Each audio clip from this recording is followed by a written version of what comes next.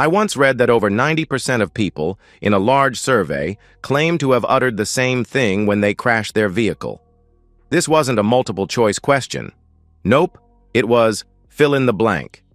Now probably wasn't the time to snicker about something like that, but I just joined that majority.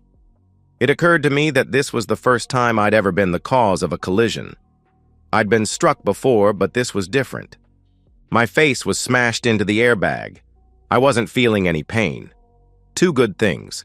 There's a distinctive smell to radiator fluid, so no doubt that's been damaged. Brake fluid stinks too, and I was smelling it. Surprisingly, I wasn't disoriented. This didn't turn out at all how I thought it would. As I sat there pondering things, it occurred to me that I really didn't have a clue how I expected it to turn out. Another good thing is that I don't smell gasoline or smoke. My truck was no longer running. Guess I won't be going back to work after all. Deep down, I thought my pickup would crunch into the wall, sending glass flying. Is that how it went down? Darn no! It was so much more. Not only did my truck crunch into the wall, but it continued until it was completely inside. If I could find a mirror, I'd know how far I'd gotten into the room. With my face pinned to the airbag, I couldn't see a thing. Not quite sure how long it had been, but there was a guy anxiously asking if I was injured. With my lips kissing the airbag, how the hell am I supposed to answer that? The buzz got louder, and then a lady screamed, "There's people injured?" Oh goodness, it's bad. Well, she sure couldn't be talking about me, and that made me doubly pleased. The sound of sirens filled the airwaves. Fire engines sound different than the paramedics. My guess is one of each is about to be on scene. It was a circus, triage for the seriously injured. Me? They hooked up a chain and used a winch to extract my truck back into the midday sun. I emerged with a few scratches, bumps, and bruises. A second ambulance was busy loading a gurney. The first ambulance had left a few minutes ago. After being frisked, they stuffed my handcuffed rear into the back of a patrol car. Guess losing control of your truck can still get you in trouble. At least I wasn't an immigrant looking at 110 years in prison. Not sure why they didn't whisk me away. That did give me a chance to survey the damage. My trunk had gone through the wall, taking out the door, window, and air conditioner. Didn't look like it had stopped until it had driven the bed and box springs into the bathroom. Rooms 6 and 10 seemed completely unaffected. Room 8 was out of commission. At least it was a one-story building. My blood really boiled when I spotted Joe hanging around the motel. I'm no rocket scientist, but I was glad I'd broken things up. I declined to talk with the police. The orange jumpsuit wasn't as uncomfortable as I'd thought it would be. The cot was. Wonder how those poor people from room 8 are doing. Like I said, I thought the truck would just blow out the window. Nonetheless, I couldn't stop smiling. Where are my manners? My name is Vince Clancy, 23 years old with a bride of the same age. After high school, we screwed around and screwed up. Without a baby bump showing yet, Ginny and I married. 2 months later, Ginny miscarried. Although it bothered me, Ginny took it personally.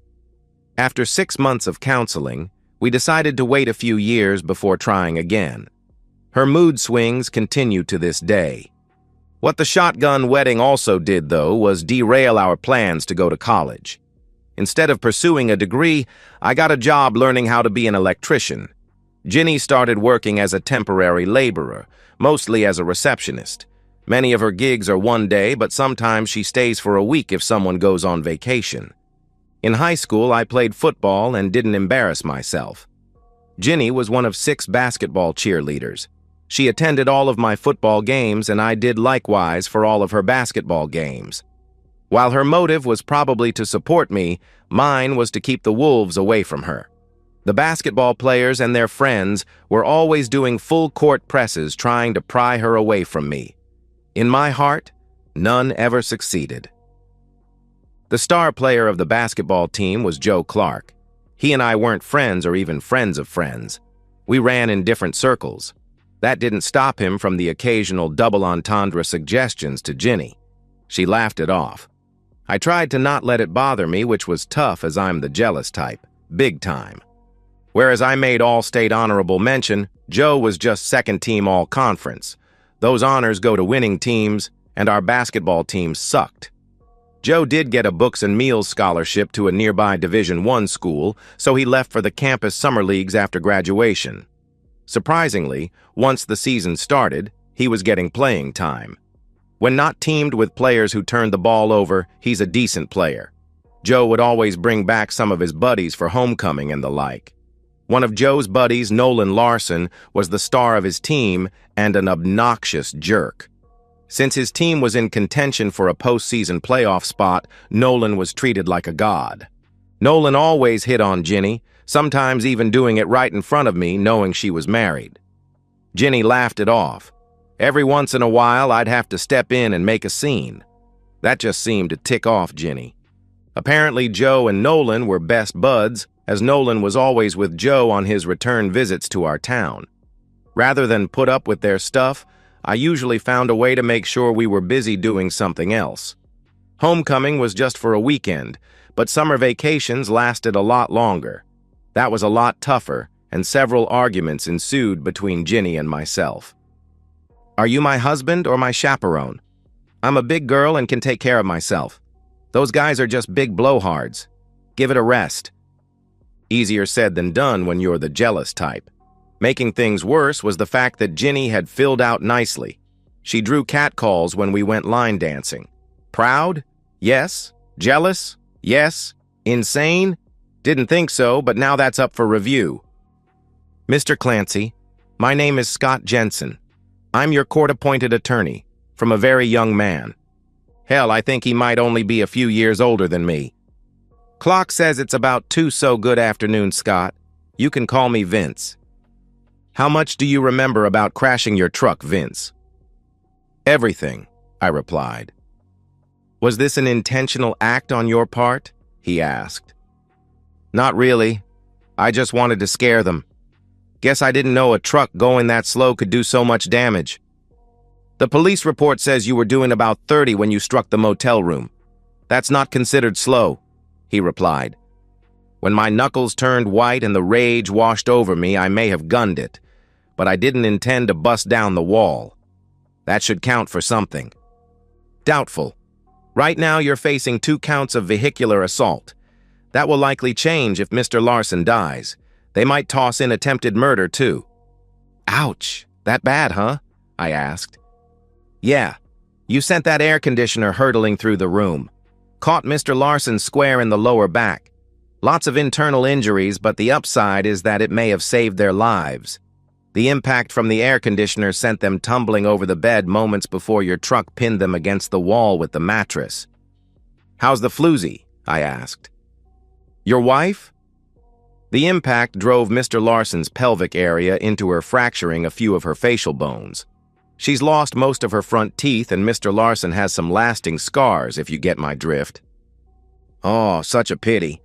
Other than that, they're relatively untouched? I questioned.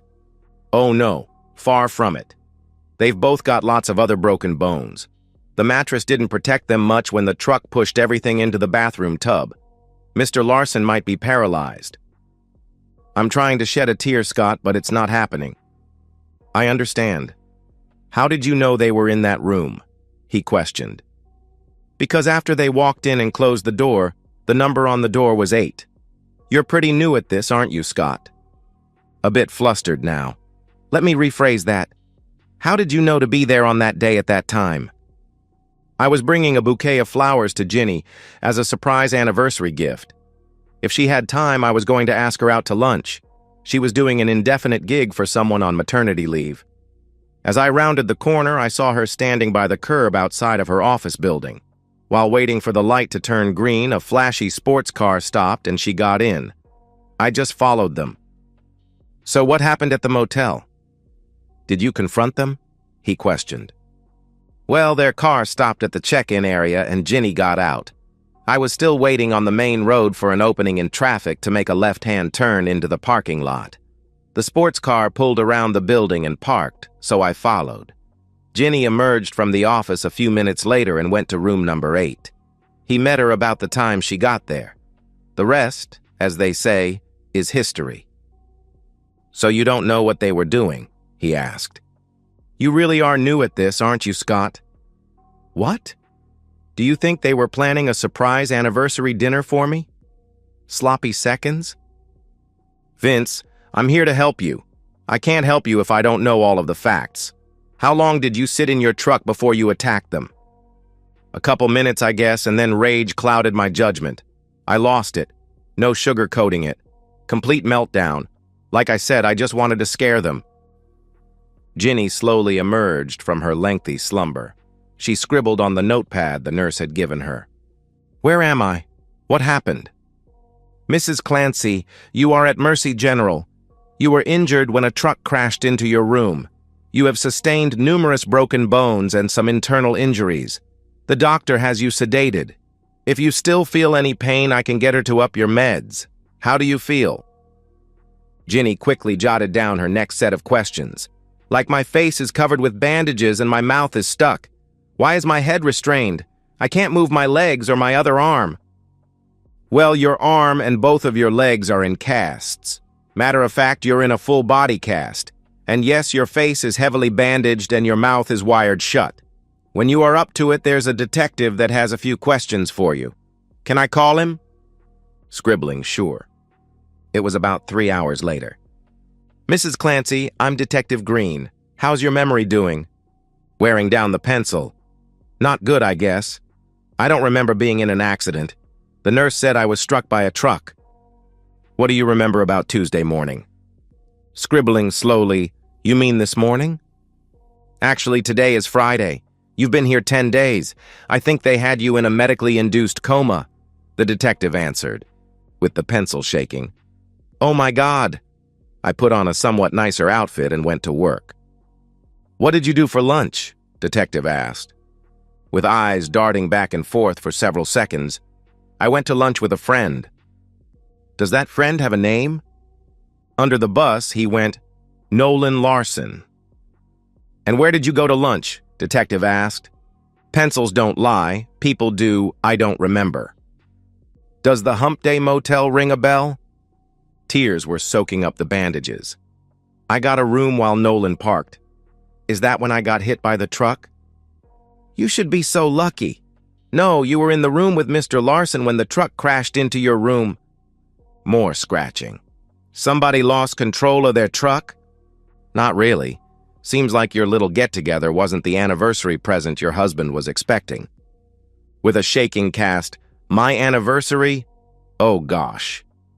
So this wasn't an activity you'd received prior approval from your husband? Quickly, no. That's all I've got for now. Good luck with your recovery. Mr. Larson, can you hear me? The nurse turned to the doctor. He hasn't responded since he was informed that he has a broken spine and will never walk again. Sure cut that promising career short, didn't it? From the surgeon. The nurse shook her head. Heavy price to pay for getting a little strange from a married woman. My friends and family offered to post bail. When I'm done with this mess show, I'm out of here. The death threats for ending Nolan's career aren't worth being a free man until my trial. I'll serve my time and then vamoose. Catch me if you can. Ginny visited me about 10 weeks after the event. She arrived in a wheelchair but used crutches to waddle over to the visitor's room chair. Ginny, you're looking spry. Her voice was flat. I'm sorry that I caused this to happen. Did you really mean to physically hurt me? Nah. Just wanted to toss a scare into you and break up your fling. How's your throat? I asked. Not funny, Vince. You have to believe me that I'd never cheated on you before, and you broke it up before it went too far. How did you know? Well, I picked up some flowers for our anniversary and was going to surprise you at work. If you wanted out, why didn't you say so? I didn't want out. I don't know why I did it. He was a big star and I fell for his line of baloney. You know he's a paraplegic now, don't you? Yeah, I've been told that. Maybe you should sign him up for the Special Olympics. You two would make a good couple in the modified potato sack race, I replied. I guess I deserve that.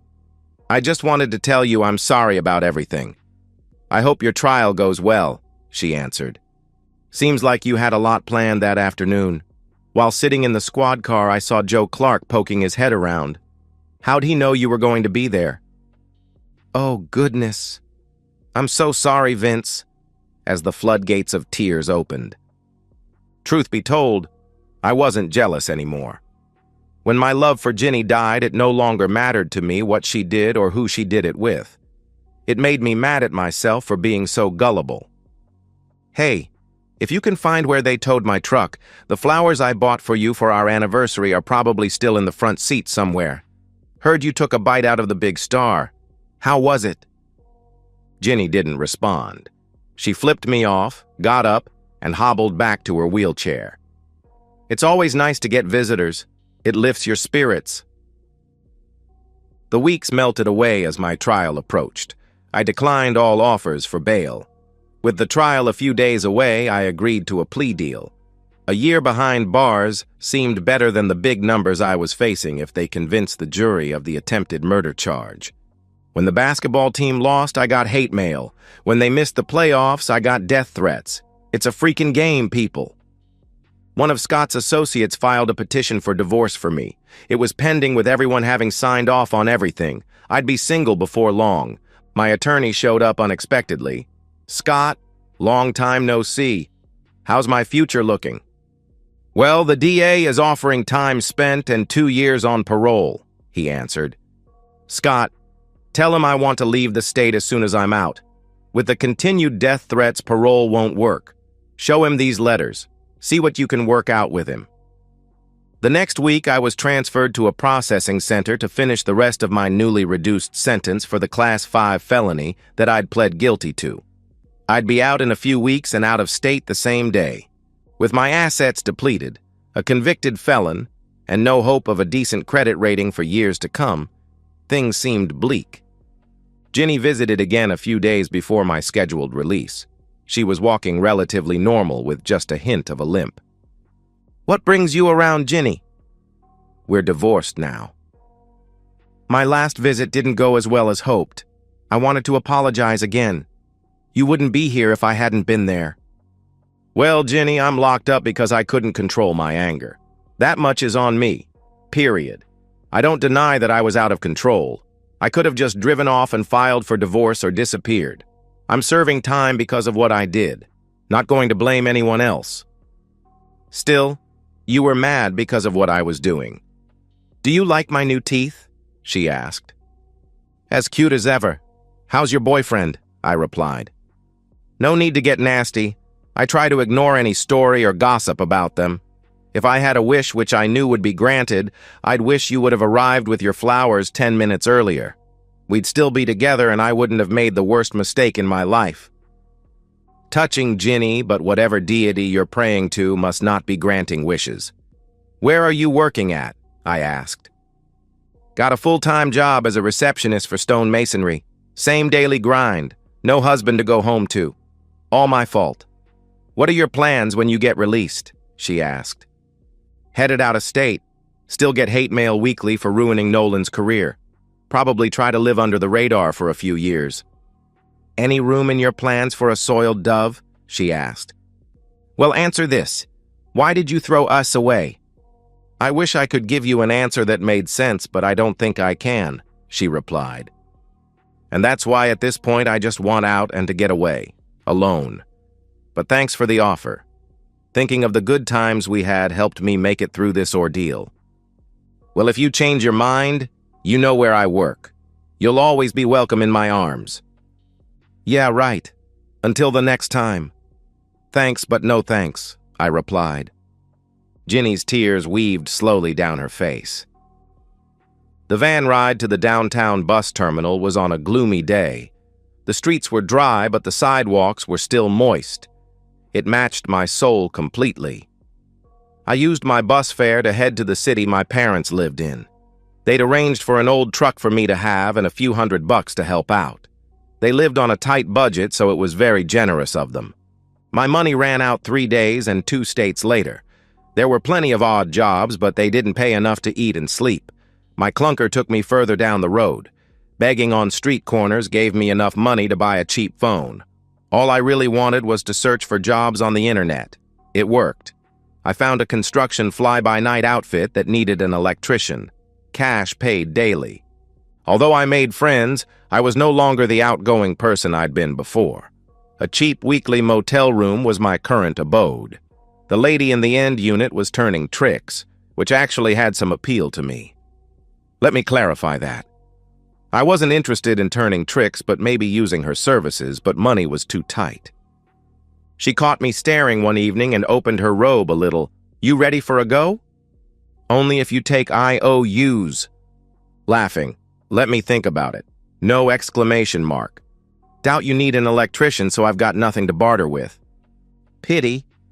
You look pretty chiseled. I like a man who can pin me down." "I'll keep that in mind when my ship comes in." "Hey, one of my clients did mention a project that required some sparks flying. Can't talk right now as I've got to get cleaned up before my next appointment." I chuckled. "We're just nameless people trying to make it through the night." Sleep was tough as I imagined pinning her down. Darn, I need to get laid. It was a few days later when I saw the escort again. She handed me a piece of paper. I told my client that I knew an electrician. "Here's the number." "Thanks. You didn't need to do that." "I know. Catch you later," as she got in her modern sedan and drove away. I had to ask the guys I worked with what they charged for odd jobs. With that little bit of knowledge tucked away, I called the number. A lady answered, which took me by surprise. "Shoot. I don't want this lady to find out her old man was with a hooker." Yeah, hi. I was given your number by an acquaintance. I heard that you need an electrician?" "Yeah. What's your price and availability?" "Well, I work Monday through Friday until about 6. If it's a small job, I could do it at night. If not small, then Saturday and Sunday. By the day is cheaper than by the hour." And then hoped she wouldn't hang up as I quoted hourly and daily rates. We exchanged names. Hers was Deb, and I got an address. Saturday morning, I'd drop by and take a look. When Saturday arrived, I was surprised to find it in a gated community. After confirming I was expected, I wound through the subdivision to her address.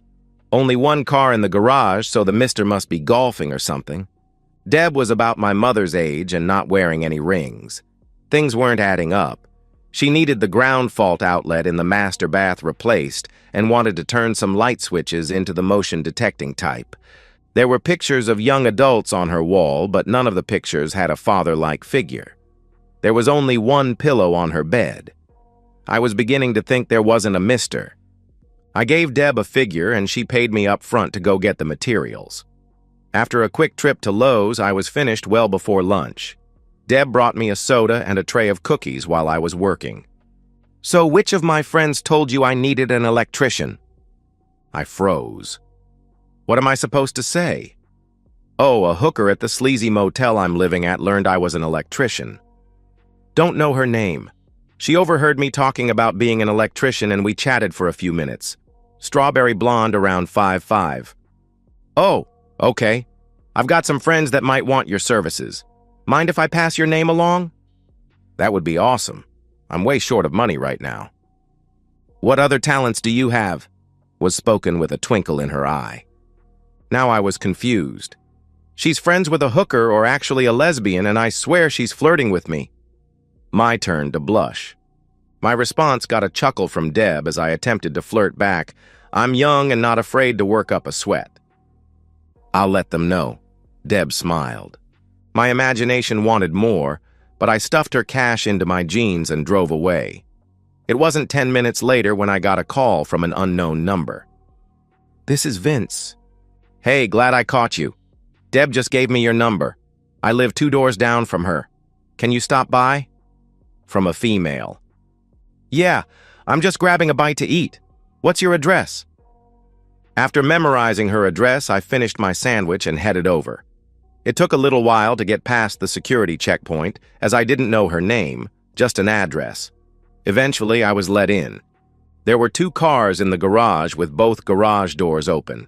I parked on the street. My clunker was easily the junkiest vehicle in this neighborhood, without a doubt. With a timid knock on her door, I was greeted by a very cute but young lady. You called about an odd job?"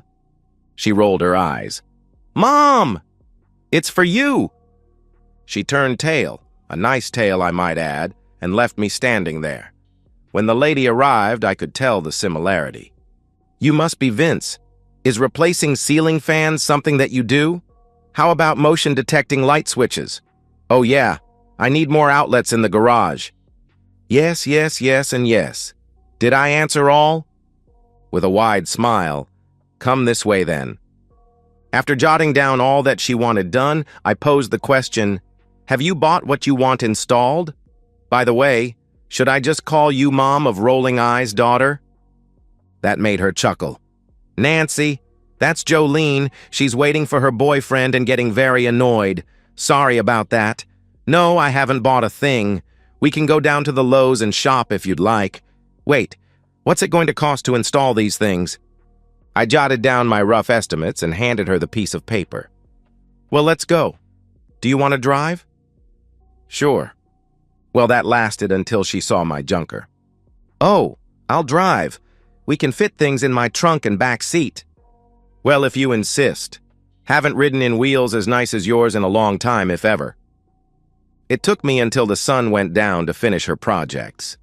Jolene kept an eye on me as she fumed about being stood up by her boyfriend.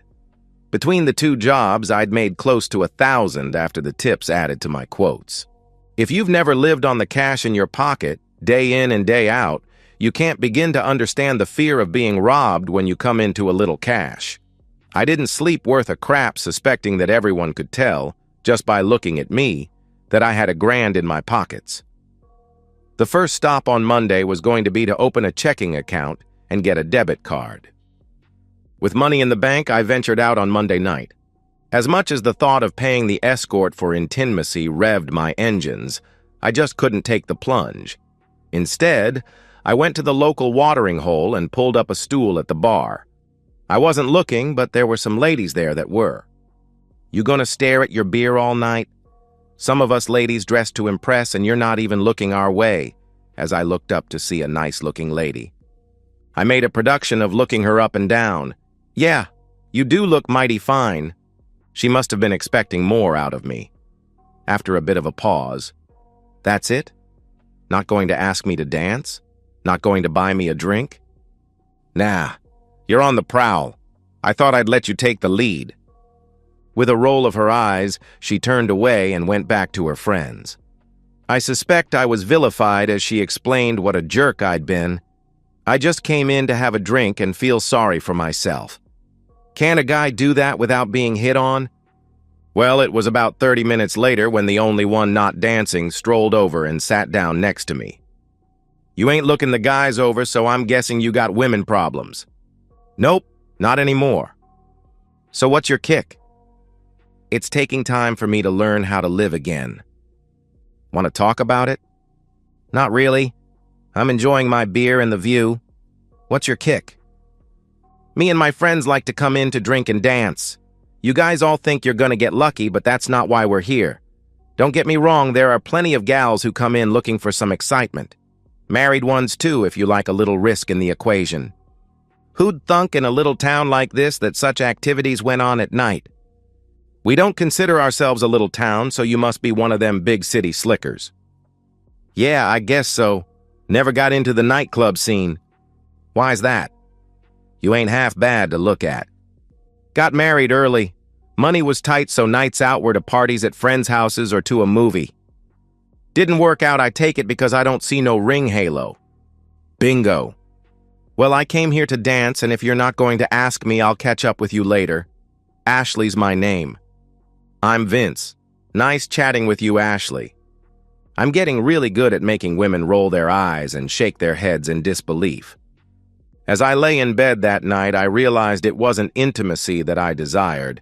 It was companionship. Simply talking with Ashley had lifted my spirits. I became somewhat of a regular at the watering hole, eating dinner, if you can call it that, almost every evening. Not looking to hook up, but simply talk. The next time Ashley and crew came in, I asked her to dance. Although invited to sit at their table, I declined. Conflicting emotions had me wondering which way was up. I received another referral call from the work I'd done for Deb. This lady's address was in a different part of town. My Saturday morning was now booked. The following Friday night, I was sitting on my bar stool eating a pickle, hard-boiled egg, and pretzel mix when I felt a tap on my shoulder. Looking up into the mirror, I saw her standing there. "Hey, Ashley, where's your posse?"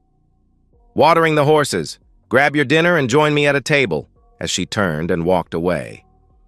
That sounded more like an order than a request, so I followed orders. "Can I buy you a drink?"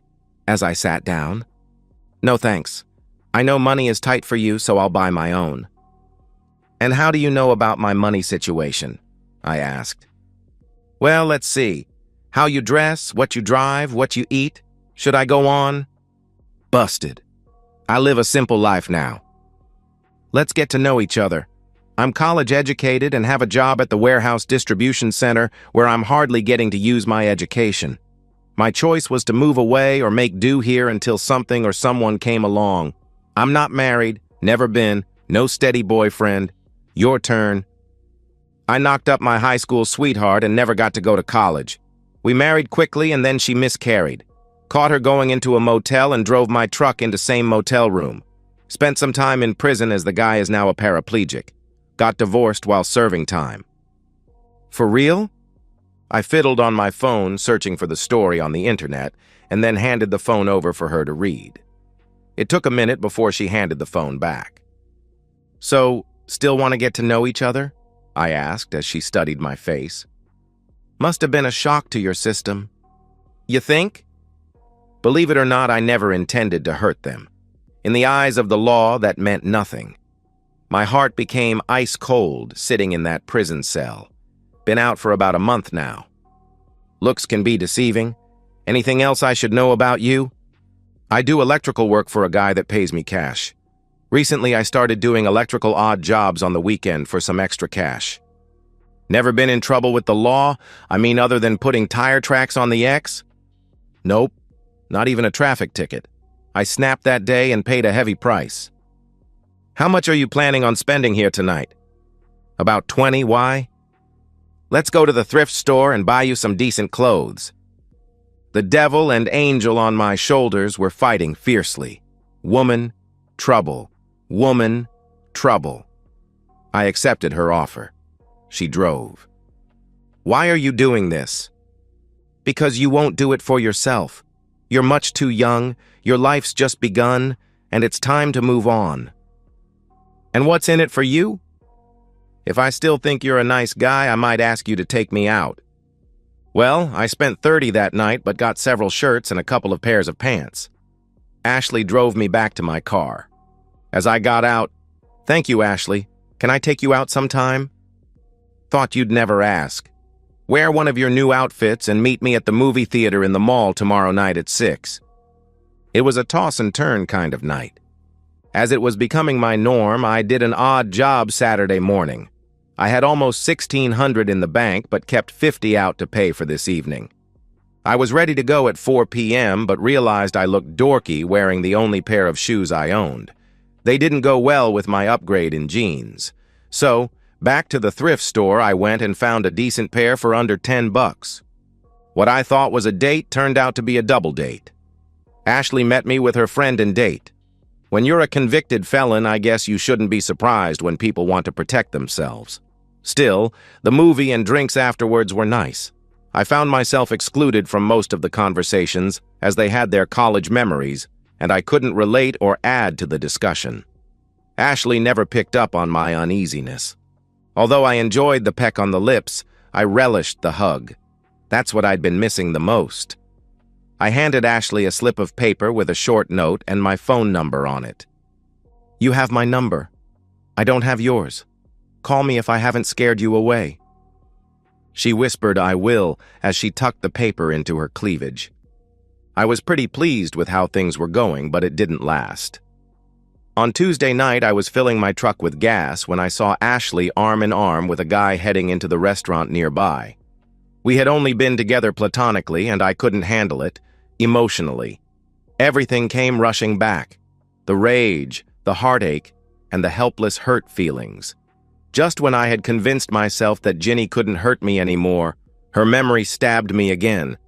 My fight-or-flight instincts kicked in, and I decided that the grass had to be greener elsewhere. I wasn't ready for any kind of relationship. It wasn't Ashley's fault. Since my motel room was paid up through Friday, I had a few days to decide which direction to point my steering wheel. My decision was made easy when the guy I was working for said he knew somebody who needed an electrician. By Friday morning, I was on the road with 500 miles to go. Without thinking, I answered my cell as I was driving. "Hey, Vince, where you been?" "I took a job in a different city. You never called, so I couldn't let you know I was leaving. Thanks for helping me out of my rut." "When are you coming back?" "I don't think I am, but I'll put you in my contacts list just in case our paths cross again." Her voice sounded sad, maybe hurt. "Guess I should have called sooner." "No biggie. I enjoyed our brief time together." After a few more minutes of reminiscing, my time with Ashley was over. Although my parents wanted me to visit on the holidays, they understood why that wasn't the best thing for me to do for the next few years. Sooner or later, another star basketball player would appear, and all thoughts of Nolan would fade into the footnotes of history. I dated a few ladies and even went to a swap party with one of them. I loved the variety of intimacy, but it killed any thoughts of spending more time with that one. When you've been relegated to somebody's ticket to the party, it tends to demoralize you. Cold fish. That's what one date told me. My heart was safely tucked away. The best way to keep your horse undefeated is to leave it in the barn. The same held true for my heart. You can't hurt it if it never sees the light of day. It was 3 years before I returned home to visit with my parents. Things were going so well that I could afford to fly. The basketball team had made the playoffs, so it was a lot safer for me. Nobody mentioned Ginny, which I appreciated. The return flight was uneventful. I even chatted with a lady about my age on the airplane. No names or phone numbers were exchanged. "My name is Heather. I work in the cafeteria in a large office building downtown just off of Broadway. I'm single as Mr. Wright hasn't crossed paths with me yet. I'm intrigued by a loner who eats here every day. He always puts a piece of cherry pie on his tray. His name tag says Vince. He works for the investment bank, but he doesn't dress like a banker. There's just something about him that has me intrigued. Since Vince wasn't wearing rings, I thought I'd take a chance. One day, as he was putting his tray up, I told my boss that I needed to use the restroom. Instead, I waited for Vince, and when he approached, I simply handed him a note which read, "Call me sometime, Heather, and my phone number." I smiled. He smiled and just nodded, yes. We met for dinner a few nights later. Nothing fancy, just a cafe near where I lived. It was an eye-opener. Vince opened up about how he worked as an electrician and handyman for the investment firm. The shocker was that he was a convicted felon. He pulled up the article about it on his phone. "Vince, this happened 4 years ago. Do you miss her?" Number: "Not at all, really." "So how is it that a good-looking guy like you doesn't even have a girlfriend?" Risk versus reward. If I put my heart out there and it all goes wrong again, will I snap? So it's a trust thing? I guess so. If my trust in a girl is misplaced, do I trust myself to handle it gracefully? Last time I ventured out, even though we'd never even kissed, I saw her with another guy and all the pain came rushing back. When was that? 3 years ago. I've kept my distance from relationships ever since. Okay, I think I get it. We'll take it slowly, but only if you promise to ask before acting. I don't want things to blow up because one of us assumed something that just wasn't true. What if I still don't want a relationship? Then we won't meet here tomorrow for dinner and then a movie down the street afterwards. I could see the want to in his eyes. He slid his hand across the table and I put mine over his. Vince looked at me for a few minutes, then softly, "See you tomorrow." Butterflies banged around inside me as Vince silently left the cafe. He might be Mr. Right. Was it easy? Far from it. I'm outgoing and Vince needed reassurance that I was his and only his. He loves cuddling about as much as intimacy. I can read a book sitting in his lap while he watches sports. Once we became intimate, Vince became extremely possessive. It was tough sledding, but we survived. Knowing why he's the way he is made it easier for me to accept it. We've been married for 10 years now. I've turned down all requests to dance from everyone except his father at our wedding. I don't do any girls' nights out and make sure to invite Vince to join me when I go shopping with my friends. We have a 6-year-old daughter and a 3-year-old son. In between those two, I miscarried and we needed counseling. The counselor and I convinced Vince to take extra sessions. He's damaged goods, but he's mine. I don't think I could ever find a man as loving as Vince. I know why he's damaged, and every day I look in the mirror and remind myself to never give him a reason to doubt my love. And so, we've reached the end of today's story. Was it what you expected, or did it take a twist you didn't see coming? I'm curious to hear your thoughts. Share them in the comments below, and let's get a conversation going. If this story kept you hooked, make sure to hit that like button. And if you're new here or just haven't subscribed yet, now's the perfect time to join our community. I bring you fresh, captivating stories every day, so click that subscribe button and turn on notifications so you never miss out. Thanks for watching, and I'll see you in the next one.